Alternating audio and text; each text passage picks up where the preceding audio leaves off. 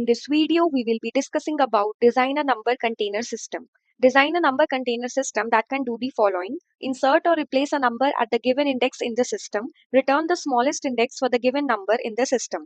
Implement the number containers class. Number containers initializes the number container system.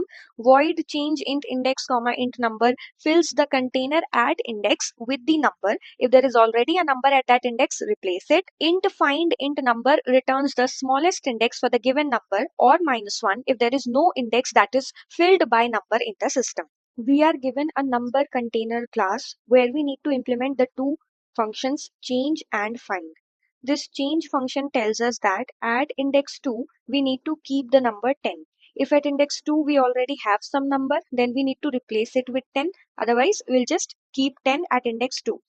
And in this find function, we need to find the smallest index of this number. Remember, we need to find the smallest index of this number. So these two functions we need to implement. So now here, if we look at the examples, so first we need to find out the smallest index of 10. So initially, we know that we do not have anything, right? Whatever data structure we are maintaining for updating these elements, we are not having 10 anywhere, right? So here, when an element is not present anywhere, then we need to return a -1. So next we have a change function. So change is telling us that at index 2, keep the number 10. So we will have to store somewhere that at what index, what number is present, right? So what we can do is, for that, we can maintain a hash map of index to number. So this hash map will tell us that at what index what number is present. So at index 2 we have the number 10. Here we can also take an array, but since the constraints are 10 to the power 9, so it's better that we take a hash map. So now next we have that at index 1 keep a 10. So at index 1 we will keep a 10. Then next is at index 3 keep a 10. So at index 3 we kept a 10 over here. Then we have a change of 5, 10. So basically at index 5 we need to keep a 10. Now they are asking us to find the smallest index of 10. So when you are maintaining this hash map, how are you going to identify that what is the smallest index of 10? So one of the possible ways that you iterate inside this entire map, and wherever the value is 10, you take all the keys, basically the indices, into some array 2, 1, 3, 5, and then you sort it, right? It will give you 1, 2, 3, 5, and then you return the smallest index, or you can store them in some data structure which gives you the smallest element in efficient time. But then here you are increasing your complexity, because first you will iterate inside this entire map to find out that at what all indices is 10 present, right? So instead of doing this, another approach that we can follow is that we can also maintain a number to indices hash map, right? So basically here in the key we can store the number, and in the value we can store all the indices where this particular number is present, right?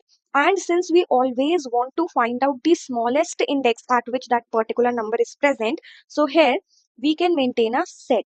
Why set? Because set will contain only unique elements, and it will also keep the elements sorted. So we can always take the starting element and it will give us the smallest index at which 10 is present, right? So whenever this change was called, what we did was that here at the key 2, we gave a value 10. So in the number to indices, what we will do is that in the key 10, in its value, which is a set, we will insert 2, right? So 2 will come here. Then when this would be called, then we would insert 1. Then in the next change, we would insert 3. Then in the next change, we would insert a 5 over here. Now, when they are asking us to find the smallest index of 10, what we will simply do is that we will go to the number to indices hash map corresponding to the key 10. From its set, we will find out that what is the smallest index that we have, which is 1, and this one we will return, right? Now if we see at the next, so next is a change at index 1. Now we need to keep a 20. So now if we see from index to number hash map, at index 1 we already have a 10. So then that means this has to be replaced with a 20. So when we are replacing a 10 with 20, now 10 is no more present at index 1, right? So from here also, from the set of 10, we should remove this one, right? So whenever at a particular index a number is already present, so we will take that particular number, we will go to the number of indices hash map, and from its set we will remove that particular index, right? So we will remove 1 from here, and then we will update this to 20. And now 20 is present at index 1, that also we will store over here, right? Then next we have find 10. So now what is the smallest index of 10? If we look over here, it is 2. So here we will return a 2. So this is what we need to do. Simply, we will be maintaining two hash maps over here. One is index to number and one is number to indices. In the index to number, it is an integer comma integer map where the key is denoting the index and the value is denoting the number which is present at that particular index. And in number to indices hash map, in the key we are maintaining an integer and in the value we are maintaining a set, right? The key denotes the number and the value denotes all the indices at which that particular number is present. So now let's look at the code. So first of all, let us create the two hash maps that we wanted. So we will create an unordered map. One will be of integer comma integer, which will be index to number. And the other one again will be an unordered map of integer comma set. And set will also contain integers, and this will be number to index, right? So these are our two hash maps. Now let's first implement the find function. So in find function, what we can do is that first of all, we can identify that whether in this map, this particular number is present or not. If it is not present, then that means this number has not yet come. So we need to return a -1. Otherwise, we will find out the smallest index of it from this set, right? So here we will check that if num to ind dot find number is not equals to num to ind dot end, then that means it is present. So we will return num to end number dot begin, right? So basically it will return the smallest index of that particular number. Otherwise outside we will return a -1. Then let's implement the change function. Now in the change function, at this particular index, we are inserting or replacing this number. So first we should check that at this index, do we already have some number present or not? And that we will identify from the ind to num vector, right? So we will check that if ind to num dot find index is not equals to ind to num dot end, then that means at this particular index we already have some number and we need to replace it.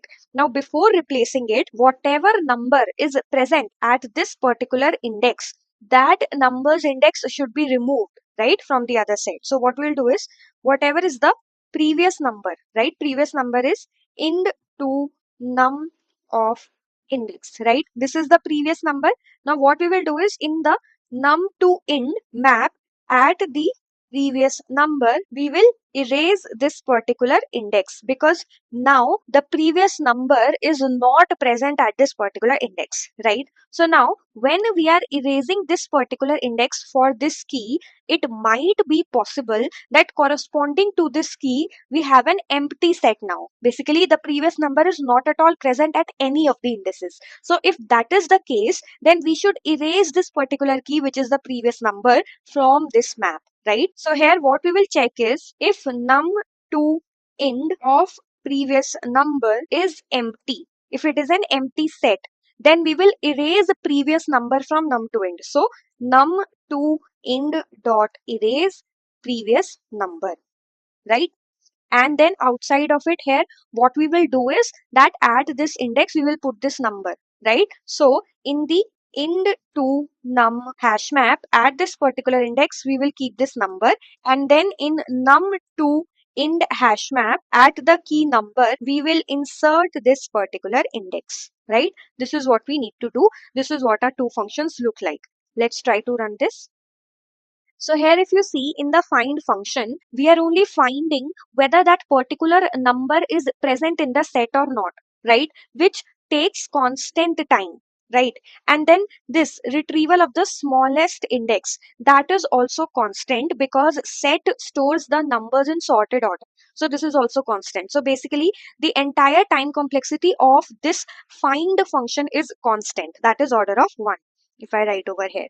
Then if we talk about the change function, so here it involves the updation of two maps. One is end to num, if you see, and one is num to end, right? So see, whatever operations we perform on map, they take constant time, but whatever operations we perform on the set, they take log n time, right? Basically, if you see here, from the num to indices, we are erasing this particular index, right? So this will take log n time.